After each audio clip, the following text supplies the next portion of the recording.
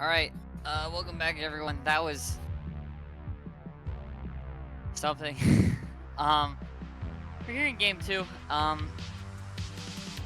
and, we're pretty much through the draft already. We see the blue side is going to be CCG, they're swapping sides, so, EXE will be on red side. Looks like they take the Azir, it worked really well for them in game 1. They're taking Ashe, which will almost certainly be AD carry. The answer into Renekton is this Cho'Gath. Now, this Cho'Gath was played in Game 2 and 3 versus EXE the last time CCG had played against them. Obviously, the Ornn and Poppy taken away.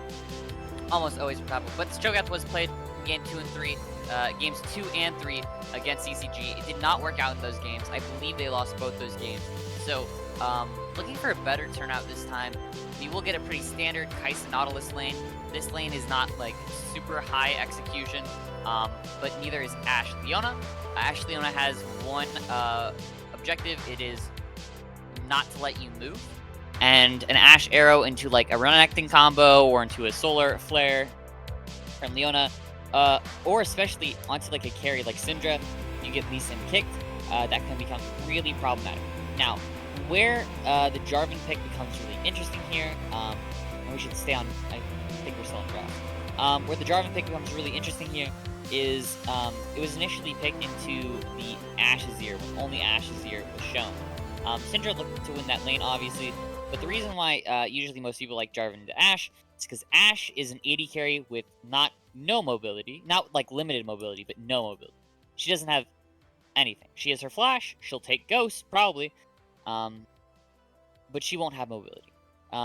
Like most AD carries, think like, you know, most of them have like extreme movement speed, or you know, she has anti-mobility, but she doesn't have mobility.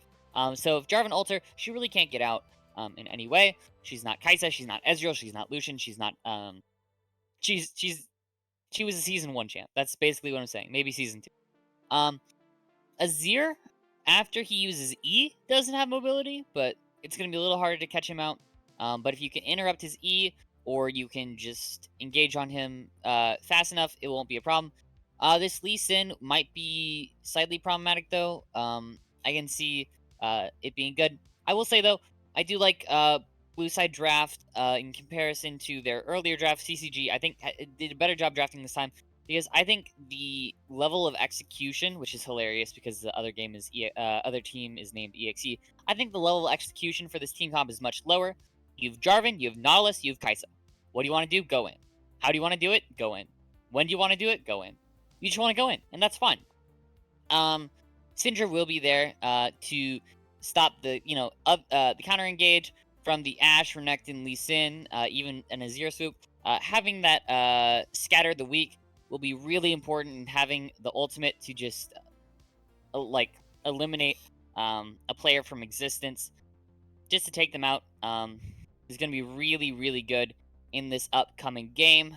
I usually, if Renekton is picked, and I know they picked Renekton after they picked Lee Sin, but if Renekton is picked, I usually like to see it accompanied by a Lee Sin. Or sorry, we have a Lee Sin. I like to see it accompanied by a Sejuani. Obviously, the reason for that is Renekton W procs like 3 stacks of Sejuani passive instantly. So if he auto W's, it's literally just an insta-proc. If Sejuani hits literally anything, or just auto, like there's so many ways where it's like just basically an insta-proc. Sejuani can use the rest of her abilities to slow instead of actually to proc it. It gives so much base damage. You get the Frost Break. There's 100 reasons why that combo is absolutely insane. And you have Leona, who can auto-Q auto. Again, you picked that after, so I get it. Because at that point in time, you had Azir and Ashe, which are 2 ranged champions. But Leona is able to, if you auto-Q auto and you spam right-click, you're able to get a really fast 3 autos, and you can actually clear 1 ward without having to Oracle it. So you can get some really, really fast stacks onto Sejuani passive. Especially because you're going to be layering CC, right? If you layer it perfectly, like Leona gets her E in, she gets auto-Q auto. They're stunned, they get hit by one other thing, likely by Sejuani. They get the stun on Sejuani, and usually by then, especially with this Ashe and this early game damage and a lot of base damage coming out from Leona and from Sejuani. The AD carry will go down usually on the enemy team if you can get to them, or mid laner. But let's stop talking about champions that weren't picked. Let's finish out here quickly with the champions that were picked. Obviously, I think scaling has to go to the side of CCG. Obviously, you're gonna get way outscaled by the mid lane, where like your Azir is like the Azir is gonna be way harder scaling than Syndra, but everywhere else, it's probably CCG favored. Jarvan and Lee Sin scale about the same, so that's not really either. But Kai'Sa scales harder than Ashe. Nautilus and Leona scale about the same.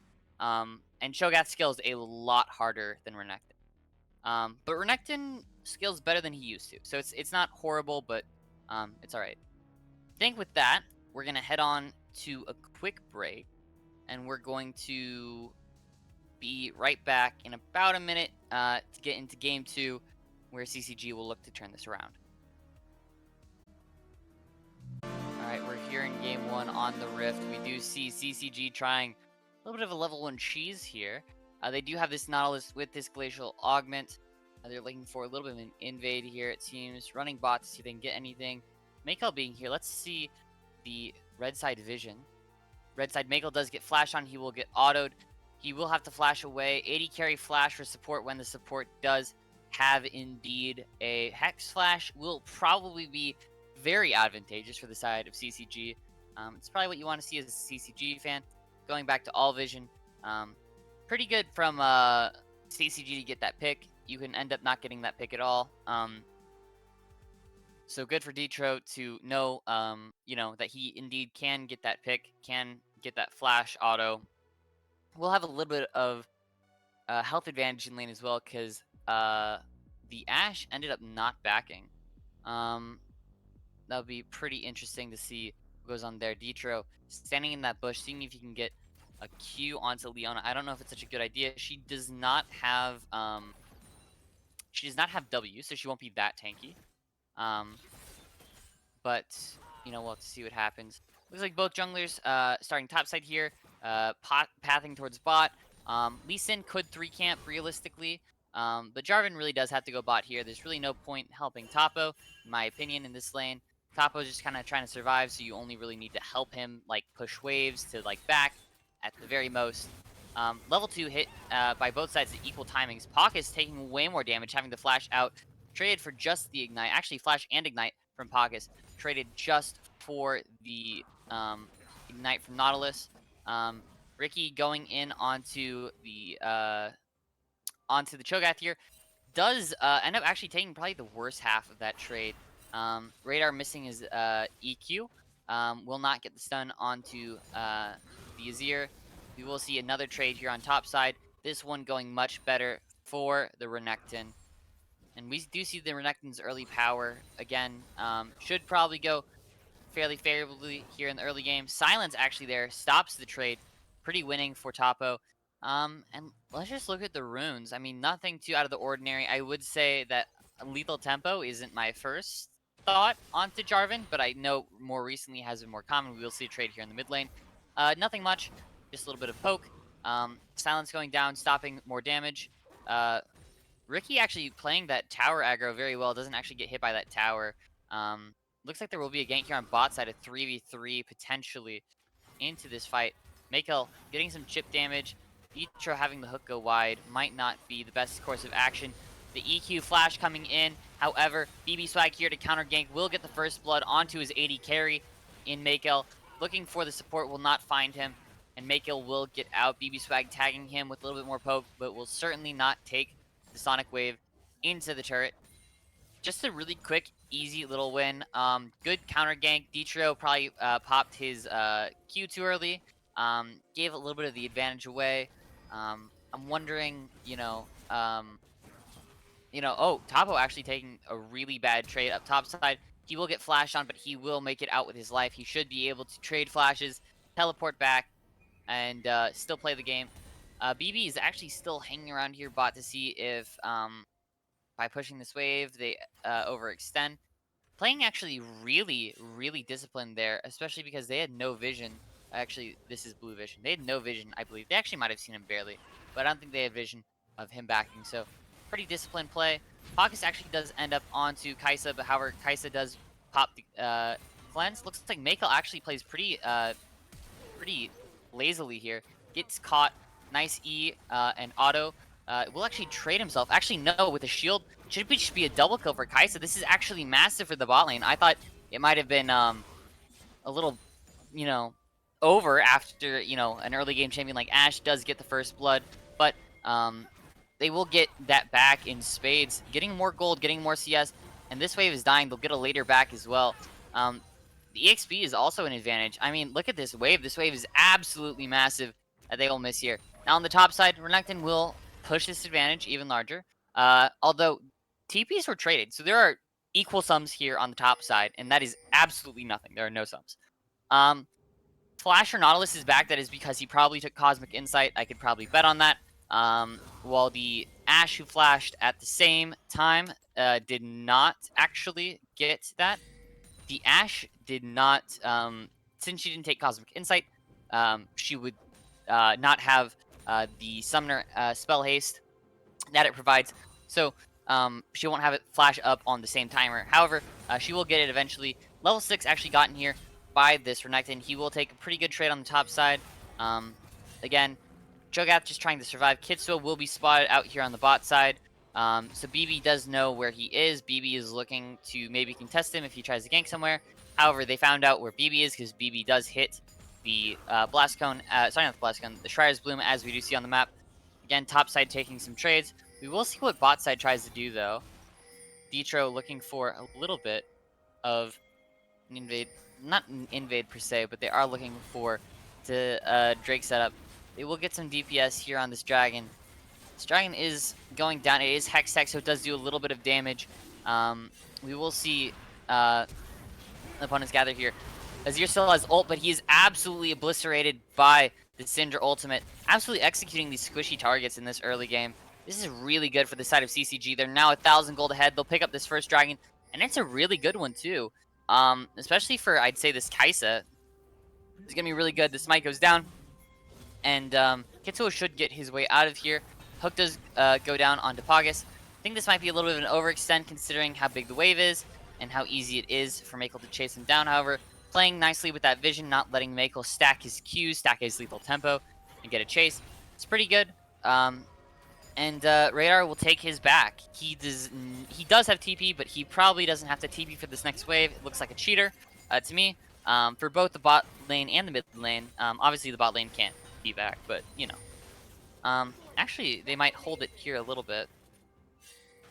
Barely. They're just kind of controlling the wave and where it lashes. But this should push slowly back into the side of CCG. We will see on the top side, actually a lane swap, but TP does come in here. We see a triple lane swap. Actually, Topo heading towards the bot side. Radar heading towards the top side. I think I said that backwards. Either way, Syndra is here. Kitsuo looking for a little bit of a gank. He is spotted out on this ward.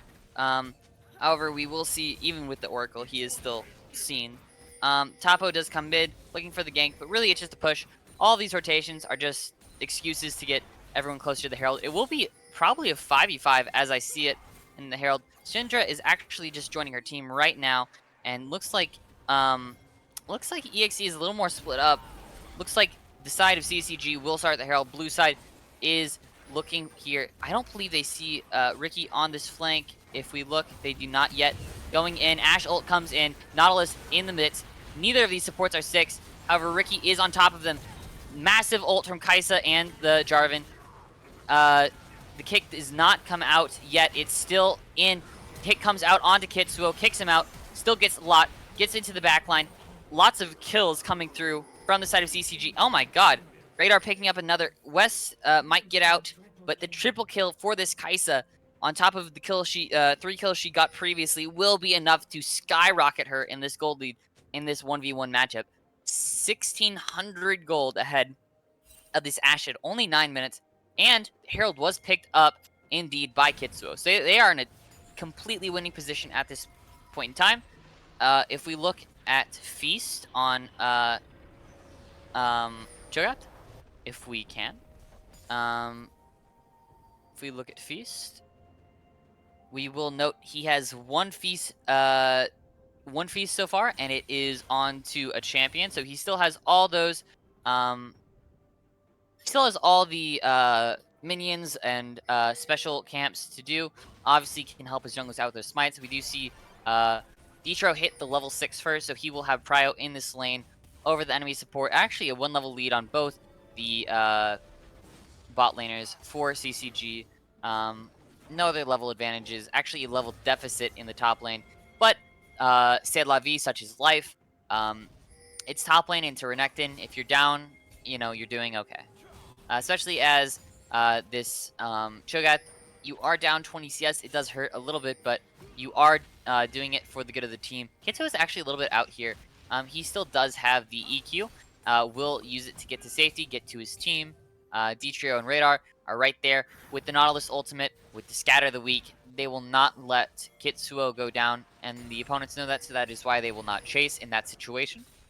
We do see a lot of pings here down on the bot side pertaining to vision. Let's look quickly if we can go to red side vision. Red side has no vision over this bot river, which is not a huge problem because the dragon isn't up super soon. We will see a trade here in mid side. Mid actually might just ult for this. The EQ is used from Azir to get himself out. Looks like Renekton will go back to hold the wave.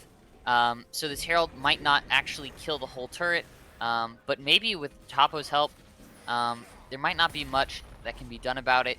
They'll get 2 plates, and they will look for the entire turret. Looks like they'll actually get it here. This will be first turret of the match really soon. Topo does have Demolish, and boom, there's the auto. Blue team gets the first turret, and a ton of gold with that. 3k gold lead at this point. Some autos onto the enemy support. Nothing will come of it because they do have vision. They saw Lee Sin on that ward wrapping around. I don't know if they predict him to back or if they actually predict him to this lane gank. However, Azir will be in this mid lane coming for, as long as they don't auto him, they won't get targeted by turret. So they are able to just walk out here. The Emperor's Divide doesn't actually accomplish much. In the end, there is a little bit of a skirmish here on the top side as well. Actually, on the bot side, looks like there's a flash in from Pogus, Hex Flash actually. Detrio is taking the Solar Flare, going down, does take the Ashe ult, takes everything. But he's not the one with the 650 gold shutdown, which turns into 900 when you add the 300, because that's how math works. So, honestly, Detro's kind of fine with that. I mean, his ADC is still, like, 4 kills up and, what, 20 CS? He's absolutely okay with going down and dying for his AD carry, such as any good support. Topo actually TPing in here on the backside. Hitso makes a bad prediction on the movement of BB Swag. BB Swag absolutely breaking the ankles of CCG in this performance. And now, Renekton's uncontested on the top side. So it looks like Radar might have to back, is what he's doing right now. And he's going to TP straight top. And it looks like that ping will be his. He'll be heading straight towards this top side. He'll have to get there before too many plates drop. Detro is actually running there right now. Detro doesn't have ult because he just used it bot lane. He should get the auto. E, Q. Oh my god, the damage from Syndra. And she already has her pen boots and her mythic. That Luden's Tempest does wonders into the no magic resistance Renekton. He just picked up the no mag as I said that, but he did not have that for that play. Kitsuo does bully BB Swag with all this pressure off of his camps because his support is here and the enemy support is not, as well as the enemy top laner when he has the mid lane. BB Swag will contest for this buff though, does not have any vision of it. Smite does go over to Kitsuo. Kitsuo making the best of himself in this jungle, pushing his lead even farther. There's micro leads that you keep getting, and they're just pushing this gold lead further and further in every single lane. If we look at the gold lead again, we're up 2,000 gold mid lane, 1,500 in the support, in the AD carry, which is surprising that it's actually more mid lane. It must be because of the heralds that have been invested into this mid laner, the turrets that she has picked up. BB will get the blue buff as a response, which is typically good, but for these coming up objectives, we will have to see what is the priority. So look, at these dragon, I believe that's, it's 3.5 minutes till next dragon. So it's probably nothing serious that you have to worry about too much. But the double dragon stack already from CCG with a comp that probably scales a little better considering how many early game threats. I mean, it's basically all early game champions in Azir, right? Um, considering that being ahead, dragons and gold in this stage of the game is massive. Second Herald actually is started up here by the side of CCG. Sorry, EXE. So CCG will have to engage. Radar is coming from a flank, but he will be spotted out. Paucus can just go over the wall. He is stunned. He is engaged upon, but he might get enough space for his team to win. Ricky, with a massive Gore Drinker proc, actually keeps himself alive. Topo taking a massive amount of damage. Smite actually comes through. Not sure which team gets it. It is CCG. The ult from Azir keeps himself safe. And Azir still fighting over the side. Although this Kai'Sa is so massive in this fight. Flash from the... Oh my god, Flash from Leona got onto Azir. That is super big for the side of CCG because then the Ashe collects 1,000 gold shutdown. If we look at individual gold now, it's a lot different. You're only up 400 gold in 80 carry, which doesn't look like it should be that at all. I mean, it's 450, right? It doesn't look like that should be the case at all. You're up no gold in support. You're up about 1,400 mid. This is a pretty big gold swing. You're still down in your top lane, and up to 200 in jungle is nothing. 200 doesn't equate to a fairy charm, so you shouldn't really look into that. But yeah, being down that much, having that big of a gold swing is pretty substantial in this game. The needlessly large rod and ruby crystal, as well as the amp tome, come out for Syndra, meaning her next item will most definitely be Shadow Flame. Dagger coming out from Azir, meaning after this, Liandry's to deal with these tanks, which I absolutely think is a great idea. Will come the Nashor's Tooth. Looks like there will be a little bit of a fight over bot vision here. Next dragon is coming up fairly soon. It's coming up in a minute and 15 seconds. So we will see what CCG will do. They looks like they have a massive amount of bottom pressure right now. And the thing is, Ashe, even though isn't that far behind in gold, doesn't have her mythic yet. So she doesn't have her second item. So that second item spike is not there for this Ashe. I suppose she's probably pretty close, but she has not picked it up yet. Trinity Force, one of the most expensive items in the games. Correct me if I'm wrong, but I believe it is the most expensive. Kitsuo, clearing more vision because she's denying so much vision around this drag for this setup. If we look at red side vision, there's not much at all. We look at red side vision, they don't have any vision of this river. They're really kept out. Ashe will throw her hawk shot to see what's going on, but doesn't see much because there's not much there. I mean, the whole river is basically controlled by blue side, and they're walking down. Topo joining his team, doesn't really care about top lane, doesn't really care about top lane push. They will target this dragon. This dragon's coming up in less than 10 seconds, and they're just looking at the mid lane. EXE has not made a move yet. They're pinging to go for mid turret, I think, or maybe just to push on mid. I'm very confused what the objective is here. Looks like we will get a Hex Flash over, see if something will happen. They'll send a Herald bot to see if they can contest that turret, oddly enough. A little bit of a move onto BB Swag here. He will get hooked after Scatter the Weak does clip him. He will get ulted by Syndra, does not go down. The flash does not mean anything when Kai'Sa's auto is already going through. BB Swag does fall to the auto. Scatter the Weak into Cataclysm does get Topo another kill. He did not use his ult for that. I believe he used his ult for the dragon or for a minion earlier. This Azir will go down. Hopefully they'll give it to someone who can use it pretty efficiently. Radar does get it. That's, yeah, out of the people there, that was best because Kai'Sa was mid, taking down this Azir turret.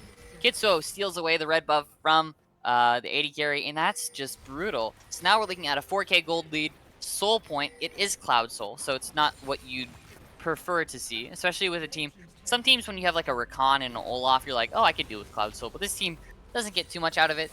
So a little unfortunate that that ended up being the Soul, but if we look at individual gold again, look, Kai'Sa is back over 1,000 gold, more than 80 carry, and Radar getting actually a little bit of advantage onto, a little bit of revenge onto this Azir. Last game he was down so much gold. This game he is up a ton as well, over 2,500 gold.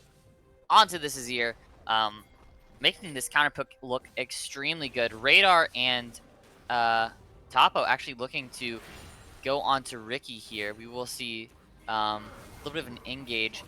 Ricky trying to get onto Radar, just can't do it. Radar walking into melee range, I guess just to say hi. Heatro coming just to pick up the kill, drops the okay thumbs up. Just let him know that he stole it and he knows he got pinged missing, and he probably deserves that because that was probably not very good to take from either one of those two players, but it happened. Kitsuo standing in the bush here, actually waiting for an engage to happen. BB Swag trying to actually go behind Radar, does not actually get it because his mid laner dies too fast. Topo TP's top, and BB Swag is so caught out. Let's see. The fight keeps going on. Looks like Paucus does get onto the AD carry, but it will not be enough. Cataclysm goes down, and everyone is dying. BB Swag makes it out, but he sacrifices his whole team to do it, and this should be the Baron. While they're already up 7k, they should balloon it to 8,500 gold. They should get the buff, and that should allow them to push waves. And with this scaling comp, now there might be a steal. This is the only thing that could possibly change this. The kick does go out. Q in. Nope. Gold goes over right to Kaisa. I appreciate the attempt because it was probably the only way you had back into this game within like realistic timeline. But the kill does go through, and so does the Baron. So we are CCG is up about 9k. A little less, but it's about 9k. And that's pretty significant. You'll notice there's about a whole item advantage in AD carry and stopwatches for the mid and AD carry when they're not for the other side. There's a whole item advantage in the mid lane. A whole item advantage in the jungle. A little less than a whole item, but basically a whole item. And even an advantage in top lane, partially because those tank items are cheaper. Abyssal Mask, not the most expensive item. We will see, though, a little bit of an engage here onto Ricky. Ricky taking a ton of damage, actually getting caught by Scatter of the Week. Does flash out, but Kitsuo onto the backside will look for an engage, but probably too risky. Actually, no, goes for the Cataclysm right onto 3. Does get massive, actually gets everyone, though. Kitsuo is still tanking. Kitsuo is not dying at all. This is an amazing performance from Kitsuo. Flash ult from Ditro will actually claim the kill for his team. Radar picking up a double, and they can just run it mid. I mean, the support's the only one alive. They won't get, you know, the whole base or anything, but they should be able to get the inhib. BB and Mackle coming up in 10. They should be able to get this inhib. That's going to be massive. I mean, the gold lead now is 10k. This inhib turret is going down, and what you have to imagine will be the inhib just seconds later. Actually, Ricky's up now. They probably can't get the inhib. It's probably a little too greedy. There is a TP here, though. We will see onto the bot side. Kitsuo does, though, pick him out, marks the flank, and just kills Ricky. So now they can actually keep pushing again, because the advantage they had is now gone. Azir still no ulti. No ultis at all for anyone on the map except for Kaisa and for Lee Sin. Lee Sin has not gotten an extremely good kick at all this game, so if there's any time, it would be now. Try to get that 1,000 gold bounty onto one of your carries. Kitsuo does not get the flag and drag, but massive damage does go onto BB Swag with the Syndra ultimate. BB Swag, sorry, Kitsuo kind of caught out. Does get executed by this Ashe, and there will be a chase from BB Swag. BB Swag is so low, though. Looks pretty dangerous. Oh my god, the AD carry of CCG absolutely flying in. Makel not getting caught by that hook, but Azir with an amazing ult. However, an amazing stopwatch means that this Kaisa will absolutely massacre everyone. Getting her 4th kill. This should be a quadra. No, we'll go over to the double. A triple and a double. They should claim this Azir turret, and they already had the inhib, so I don't actually know what they're chasing for. They have no wave. They should probably just base, because if you look at their inventories, there's 2,000 gold in the pocket of the Syndra, 1,700 in the pocket of this Cho'Gath, and also 2,000 in the pocket of Kaisa. Gold on field is not gold in items, because gold doesn't mean anything until you purchase items with it. So actually backing and getting those items with it is pretty significant. I actually don't think Kaisa back yet, so she's still sitting on 2,000 gold. I was gonna say I don't know what happened. She did not go Ginsu's this game. She actually went Lud's Tempest, which I think is probably fine. I mean, with how far ahead you are, it's probably fine. I wonder if she will go for Rabadons this game, or she's building GA. I don't necessarily understand GA, but maybe someone smarter than me does. I don't really think this is a hybrid build. No, she's going Zanya's. That makes total sense. Yeah, that makes so much sense. Don't listen to me. So many item completions coming here for CCG. Obviously winning so many fights. This Kai'Sa at 4 items, 5 if you count boots. Ricky getting caught out a little bit here, though. Syndra almost one-shotting him. Sterix Gauge and Dominus popped. Ult trade plus Sterix Gauge plus pressure on the map. This is absolute domination. Kitsuo on the backside looking for this Ashe. Gets kicked away. The ultimate from Lee Sin coming through. The hook does get onto the 80 carry. Boom, gone. We will see the ultimate from... we will see another flag and drag.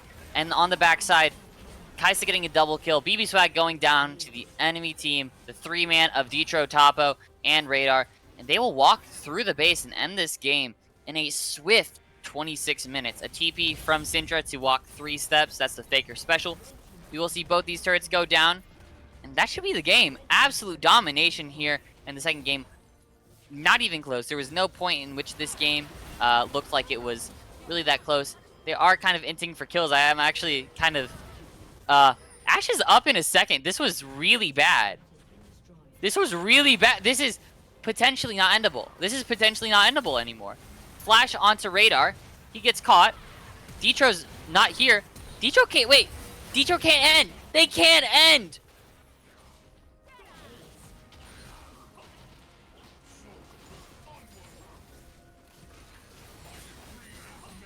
Oh my god. I'm going to cast or curse this right here. If CCG loses this game, this will single-handedly be the biggest throw, I believe, in esports history. I mean, that Nexus is an 80 carry auto from death. Diving that, maybe not the brightest thing. They still hold on to a 13 gold, 12k gold advantage. However, at the end of the day, they're probably still ahead. Topo does actually have a smite of sorts here. Oh my god, Kai'Sa on the backline, absolutely obliterating this Azir. We're not going to able to get on top of this Kai'Sa, though, is pretty painful. The smite still will come out for Kitsuo, who will use his lethal temple to absolutely decimate the entire enemy team. Will take out the Azir. Pockets going down. All that gold, all that throw. It didn't actually mean anything at the end of the day. Cloud Soul still in the hands of CCG and the entire game for that matter. This game was still domination regardless of the funny throw at the end. Yohi needs 25 going towards Kai'Sa's kill count. An absolute dominating performance by the side of CCG here. You love to see it, and with 2 dominating performances back-to-back, who knows what Game 3 has in store, considering blue side is looking OP at the point in time. We'll be right back.